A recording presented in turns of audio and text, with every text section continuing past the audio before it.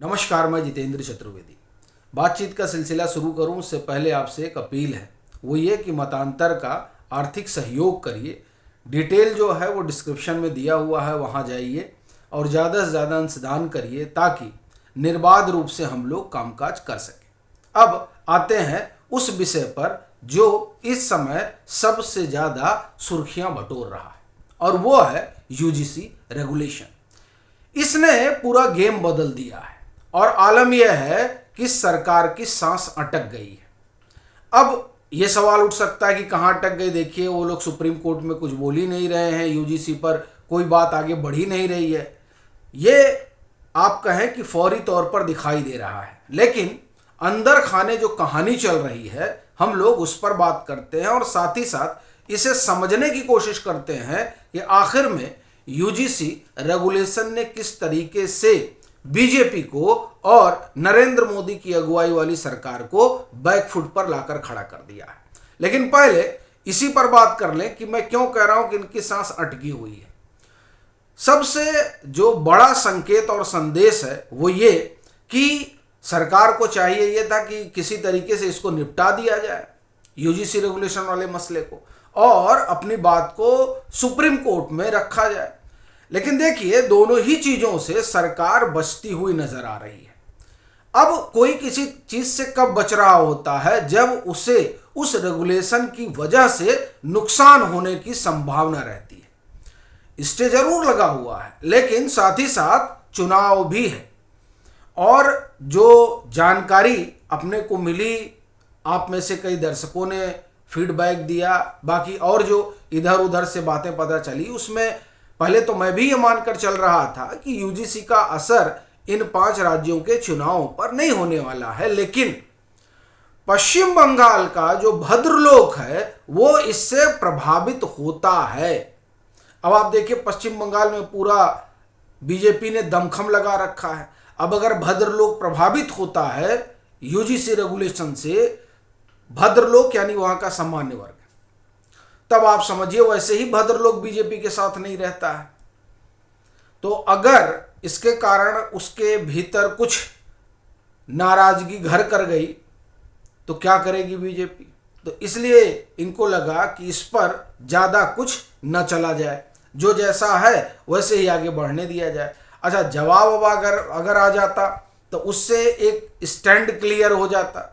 Stand clear होना भी इनके लिए जो है बड़ा घातक है, क्योंकि स्टैंड क्लियर होने से यह हो जाएगा कि आप किस पाले में खड़े हैं। बीजेपी इस समय इस स्थिति में नहीं है कि वो ये बता पाए कि वो किस पाले में खड़ी है, क्योंकि देखिए, सरकार 10-11 साल से काम कर ही रही है और इस कामकाज के दरमियान प्रधानमंत्री ने जो कुछ कहा है वो सारा उनका जो वीडियो है वो सोशल मीडिया पर तैर रहा है। अब उससे क्या हो रहा है कि कलई खुल जा रही है कि साहब आप कह क्या रहे थे और हो क्या रहा है। जैसे यूसीसी पर ही एक बड़ा वीडियो जो है वो सोशल मीडिया पर तैर रहा है, खास तौर से एक्स पर, जिसमें पीएम ये कह रहे हैं कि साहब अगर कोई एक परिवार है तो उस परिवार में एक व्यक्ति के लिए एक नियम और दूसरे व्यक्ति के लिए दूसरा नियम तो नहीं हो सकता है। ऐसे कैसे परिवार चलेगा? सबके लिए समान नियम होने चाहिए। यानी कुल मिलाकर पीएम जो है वो यूसीसी का एक तरह से कहें कि पक्ष ले रहे हैं। और अब यही सवाल जो है पीएम के सामने यक्ष प्रश्न की तरह खड़ा है कि जो प्रधानमंत्री यूसीसी की बात करते रहे हैं वो यूजीसी पर कैसे आ गए। और अगर पीएम के ही तर्क पर चला जाए तो एक परिवार में अगर एक सदस्य के लिए दूसरा नियम और दूसरे सदस्य के लिए दूसरा नियम नहीं हो सकता है, तो ये यूजीसी रेगुलेशन जो है जिस पर सुप्रीम कोर्ट ने स्टे लगा रखा है, वहां फिर एक वर्ग के लिए एक नियम और दूसरे वर्ग के लिए दूसरा नियम कैसे हो सकता है? ये जो प्रश्न है, ये प्रश्न लोग उठा रहे हैं सोशल मीडिया पर। और ये ध्यान रखिएगा, सोशल मीडिया का प्रभाव बहुत ज्यादा है और इसका अंदाजा आप इस बात से लगा सकते हैं कि उस प्रभाव से प्रभावित होकर कई सारे जो जो आप एक तरह से कहें कि हैंडल वगैरह हैं वो ब्लॉक किए जा रहे हैं। उसका कारण क्या है? उसका कारण ये है कि देखिए, जो यूजीसी है ना, इसने स्थिति बड़ी गड़बड़ कर दी है। हुआ क्या है कि वो वर्ग जो हमेशा सरकार के साथ खड़ा रहता था, वो अब उन क्लिपों को बाहर निकाल रहा जिसके जरिए सरकार को कटघरे में खड़ा किया जा सके और उससे भी ज्यादा उनसे सवाल पूछा जा सके कि आप क्या कहा करते थे और आप क्या कर रहे हैं। यानी कथनी और करनी का जो फर्क है उसे दिखाने और बताने की कोशिश हो रही है। और ये कोशिश उस सरकार से हो रही है जिस सरकार के साथ वो वर्ग एक लंबे समय तक खड़ा रहा।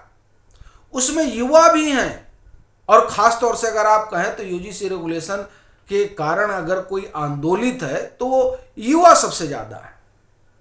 और फिर जब युवा जुड़ रहे हैं तो परिवार भी जुड़ रहा है, क्योंकि परिवार को फिर धीरे धीरे पता चल रहा है कि साहब इससे क्या हो सकता है। और युवा प्रधानमंत्री नरेंद्र मोदी की ताकत का एक तरह से आप कहें सबसे बड़ा संबल रहा है।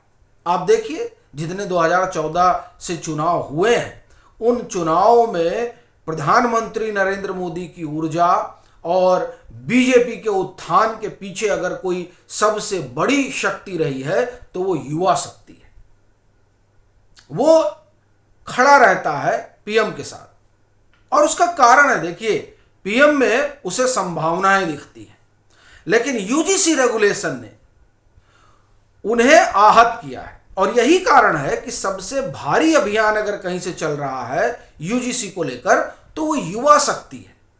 वो सरकार से सवाल पूछ रही है और वो जानना चाह रही है कि आखिर में सरकार इस पर क्या करना चाहती है। ये जो चीज है इसने सरकार को परेशान किया है। इसके कारण सरकार जो है वो आप एक तरह से कहें कि किम कर्तव्य विमूढ़ वाली स्थिति में आ गई है। उसको ये समझ नहीं आ रहा है कि क्या किया जाए। क्योंकि देखिए, इसकी वजह से हुआ क्या है कि वो पूरा वर्ग, वो पूरा समाज जो हिंदुत्व के लिए बीजेपी के झंडे के नीचे एकजुट हुआ था, इस आशा में कि साहब कुछ नया किया जाएगा, कुछ बड़ा किया जाएगा। ऑपरेशन सिंदूर के बाद पीएम का जो 12 मई 2025 का राष्ट्र के नाम संबोधन है, उसमें पीएम ने कई सारी चीजें कही थी और उन्होंने कहा था कि अब यही न्यू नॉर्मल है। यही यानी कि अगर आप भारत के ऊपर कुछ करते हैं तो भारत उसका त्वरित जवाब देगा। अब सवाल उठ रहा है कि इस न्यू नॉर्मल में यूजीसी रेगुलेशन कहां से आ गया। जब हम बात विकसित भारत की कर रहे हैं, जब हम आपकी आंखों से 2047 के भारत का सपना देख रहे हैं, तो उस सपने में यह जाति जाति का खेल कहां से आ गया। जब हम 2047 में दुनिया के तमाम बड़े देशों को पीछे छोड़ते हुए और एक बड़ी अर्थव्यवस्था बनने का एक तरह से कहा जाए कि उपागम ढूंढ रहे हैं और उस दिशा में बढ़ने के लिए आतुर हैं, ऐसी परिस्थिति में ये जाति जाति कहां से आ जाती है। ये सवाल उस युवा के जहन में कौंध रहे हैं जिस युवा ने प्रधानमंत्री नरेंद्र मोदी और बीजेपी में अपना और अपने देश का भविष्य देखा। देखिए, ये जो नाराजगी है, उस नाराजगी का बड़ा कारण यह है कि साहब हमने क्या सोचा था और क्या हो रहा है। अभी देखिए, राजस्थान में बहुत सारी चीजें हो रही हैं यानी कल ईद था, उसके बाद जो नज़ारा एक्स पर दिखा सड़कों पर, उसे लेकर सवाल पूछा जा रहा है। तो देखिए, कई चीजें ऐसी हैं जिसमें जो पार्टी से जुड़े हुए लोग हैं उन्होंने एक अलग तरीके का मुहिम चलाया, अभियान चलाया। जैसे आप देखिए, सड़कों पर नमाज को लेकर कई सारी बातें हुई हैं, और फिर अब देखिए राजस्थान में जो हुआ उसको लेकर लोग सवाल उठा रहे हैं। और ये सवाल उठाने वाला वो वर्ग है जो बीजेपी के साथ किसी भी परिस्थिति में खड़ा रहा है। तो अब वो पूछ रहा है कि भैया ये क्या हो रहा है। यहां तो बाकायदे कहा गया था कि नहीं, स्पेस होना चाहिए, आपको वहां होना चाहिए, इस तरह से सड़कों पर चीजें नहीं होनी चाहिए।